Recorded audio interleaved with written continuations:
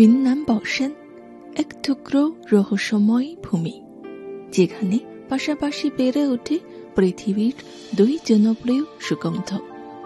পূর্বের 1000 বছরের ঐতিহ্যবাহী চা পাতার সুবাস, আর সমুদ্র বাড়ি দেওয়া লাল বীজের কফির ঘ্রাণ। একই পাহাড়ের কোলে চা আর কফির জন্ম হয়েছে এক অনন্য বন্ধুদের গর্ব। ইউন্নান আসলে অবশ্যই চা বাগানে হয়, বিশেষ করে বাওশাং এর চা। বাওশাং এর চা শুধু চীন নয়, এমনকি বিশ্ববিখ্যাত। অনেক মজা লাগে।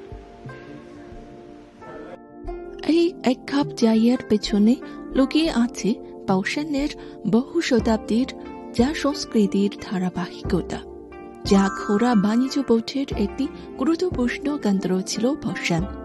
তাই এখানকার প্রতিটি পাতায় ইতিহাসের গর্ব বলে।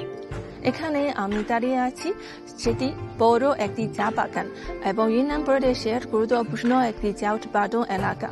এর মোট আয়তন 1200 হেক্টর, বিশাল একটি চা বাগান, তাই না? এখানে এক বছর 4 বারের মতো ফসল হয়, আর এখন যে শেষবার যে ফসল শেষ হয়েছে। তবে অসুবিধা নেই, কারণ চারপাশের দৃশ্য এত সুন্দর যা প্রতি মুহূর্ত দেশ বিদেশের পর্যটকদেরকে আকর্ষণ করছে।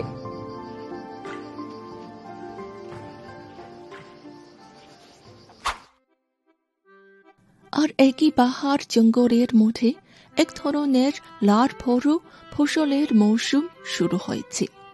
তার অন্যান্য গুণমান নিয়ে বাওশানের স্মোক গ্রিন কফি সারা বিশ্বে সুগন্ধ ছড়াচ্ছে। আমি দাঁড়িয়ে আছি একটি গাছের পাশে, আর আপনারা দেখতে পাচ্ছেন এখানে যে গাছের ফোস হয়েছে। এখানে পাওয়া যায় দুটি ধরনের ফোস, লালটা আর সবুজটা। লালটা মানে বাগা হয়েছে, খাওয়া যায়। আমি এখন একটু খেতে যাব।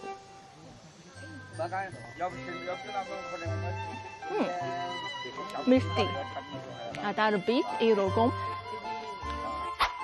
গ্রামবাসীরা চাষি থেকে আজ অনেকেই হয়ে উঠছেন প্রিমিয়াম কফির কারিগর। বিদেশি এই বীজ যেন বাওশানের মাটিতে নতুন প্রাণ ফিরে পেয়েছে। একটি পাতা আর একটি বীজ বাওশানের পাহাড়ে মিলে তৈরি করেছে গ্রামীণ সমৃদ্ধির নতুন চিত্র।